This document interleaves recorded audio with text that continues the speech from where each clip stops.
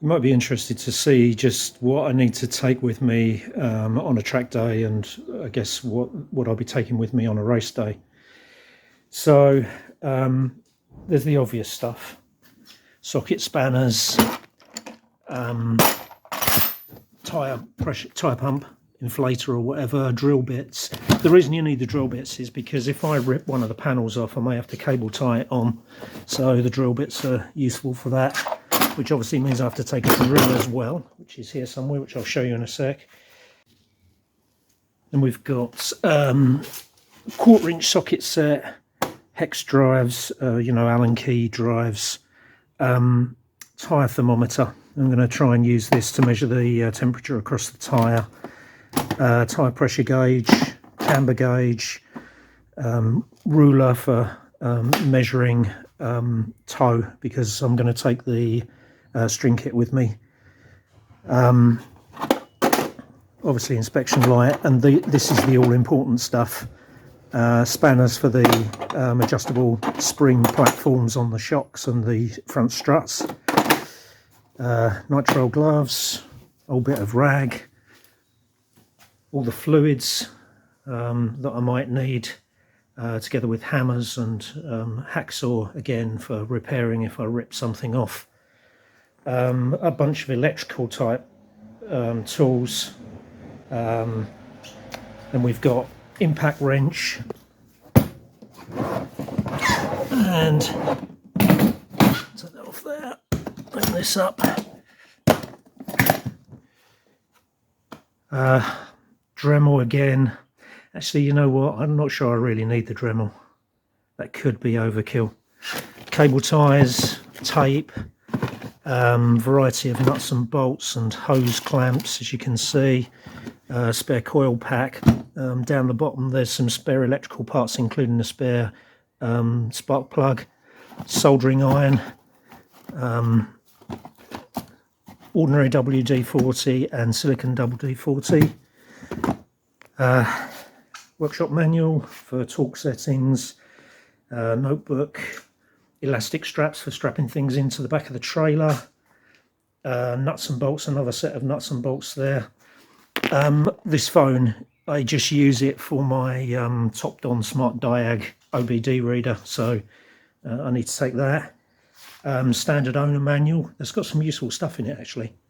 Battery drill, racing kit, crash helmet. Oh, in the racing kit there's the head restraint as well. Torque wrenches and brake bar, radio, together with headphones, trolley jack, axle stands, spare set of tyres, and fuel. I have got other stuff that I take, like in a backpack, like my computer and some other bits and pieces, but these are the major things I take. So what do you reckon? Is that overkill? Am I not taking enough? I mean, I've got a steel cabinet full of other stuff I could take, and obviously a drawer pack over there, but you know, I need to take enough but not too much, and I think this is about right. There's the string kit in the back of the car. I tend to put the axle stands in the passenger footwell, and I'll probably put the string kit down into the passenger footwell as well, so that it doesn't slide around. But yeah, that's an additional thing, and it's not small, as you can see. I'm going to take a spirit level just in case I want to check my camber gauge.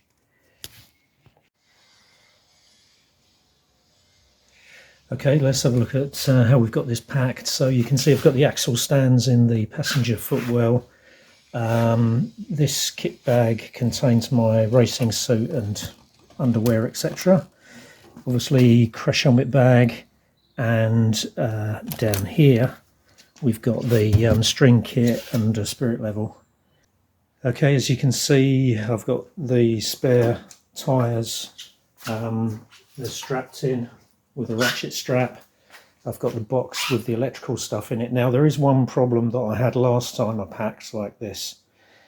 I thought putting the tyres in the back would be a good idea, and this was when I was coming back from Silverstone. But then what I found was when I went to hitch the trailer to the car, the trailer with this BMW in it was perfectly balanced. In other words, there was no weight over the tow bar, which I don't think is a good idea as far as I understand. So I ended up having to take the tyres out of the back of the car, and I think I had a toolbox in the footwell, and I ended up lifting those over the car. I actually scratched part of the bonnet doing it.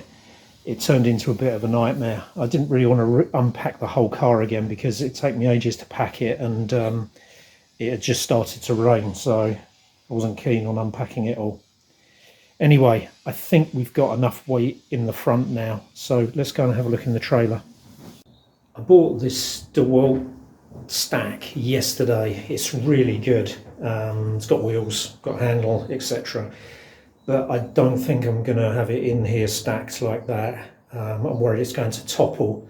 So what I'm going to do is I'll unstack it, and then I'll strap all of the boxes down against the front, that front ledge. I think there's enough space for me to get my car in up to the edge of this lowest box, the bottom box. The other green box, I've done it many times before, I just strap it in with some elastic straps, so that's okay. And I've got these things in the sort of lower compartment in the back of the tow car. The reason that I've put the trolley jack and the impact wrench in here with the range of sockets that come with it is because if I get a puncture on the trailer, I don't have to unpack the trailer to get the to be able to jack up the trailer and then change the wheel. So that's the purpose of that. And then you can see just over here I've got a few bits and pieces in the back. And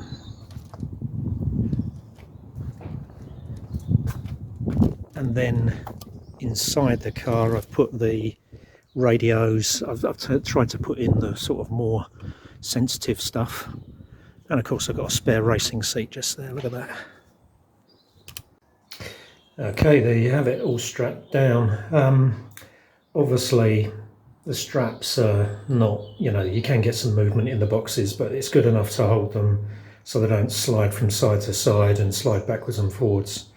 I haven't had a problem in the past when I've used this sort of strap. It's good enough. Okay, the car's in. You can see, I'll just get around here a bit further. You can see there's still a gap between the toolboxes and the front of the car, so that's good. And this is how we've got it strapped in.